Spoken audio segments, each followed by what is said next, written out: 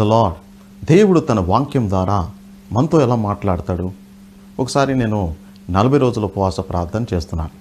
ఈ 40 రోజుల ఉపవాస ప్రార్థనలో నేను కొన్ని వీడియోలు చూస్తున్నాను.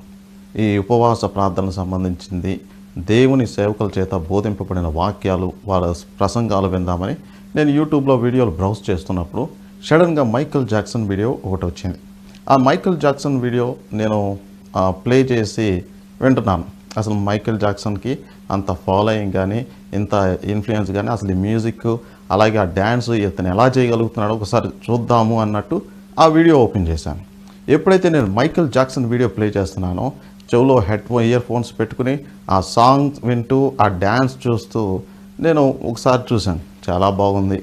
నేను బాగా దానికి కనెక్ట్ అయిపోయాను. అలాగే రెండోసారి కూడా అదే వీడియో ప్లే చేశాను. మూడోసారి కూడా అదే వీడియో ప్లే చేశాను. నాలుగోసారి కూడా అదే వీడియో ప్లే చేశాను. ఇలా నేను గంట సేపు 40 రోజుల ఉపవాసం ఉంటూ 40 రోజుల ఉపవాసంలో గంట సేపు నేను మైకేల్ జాక్సన్ వీడియో చూడటం జరిగింది.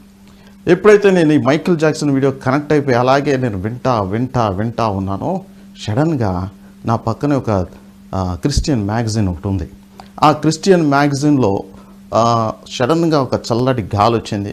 ఆ గాలి రాగానే ఆ పేజ్, ఫస్ట్ పేజ్, క్రిస్టియన్ మ్యాగజైన్లో ఉన్న ఫస్ట్ పేజ్ ఒకటి కాస్త కొంచెం అది టర్న్ అయింది. అది ఎప్పుడైతే ఆ పేజీ త్రిప్పబడిందో అక్కడ ఒక బోల్డ్ లెటర్స్లో పెద్ద అక్షరాలతో ఒక వాక్యం రాయబడింది. బుద్ధిహీనుల పాటలు వినట కంటే నీతిమంతుల గద్దింపు వినుట మేలు అని ప్రసంగి 7వ అధ్యాయం 5వ వచనం అని అక్కడ రాయబడింది.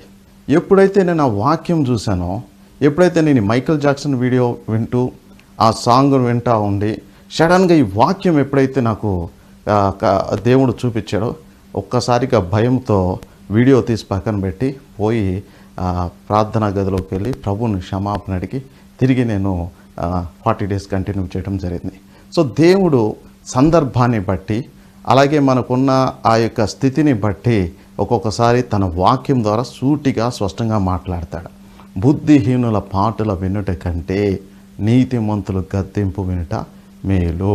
సో మైకేల్ జాక్సన్ బుద్ధిహీనమైన పాటలు, మైకేల్ జాక్సన్ పాడిన పాటలు దేవుని దృష్టికి హేయమైనవి. స్వయంగా దేవుడే తన వాక్యంతో మాట్లాడంటే బుద్ధిహీనుల పాటలు వినుట కంటే నీతిమంతుల గద్దింపు వినుట మేలు. ప్రసంగి 7వ అధ్యాయం 5వ వచనం. సో మైకేల్ జాక్సన్ పాటలు వినకండి, వాక్యం చదువుకోండి, ప్రార్థన చేసుకోండి. ఈ విధంగా దేవుడు తన వాక్యంతో మనం ఎప్పుడైతే మన పరిస్థితిలో ఉన్నామో ఆ విధంగా మాట్లాడి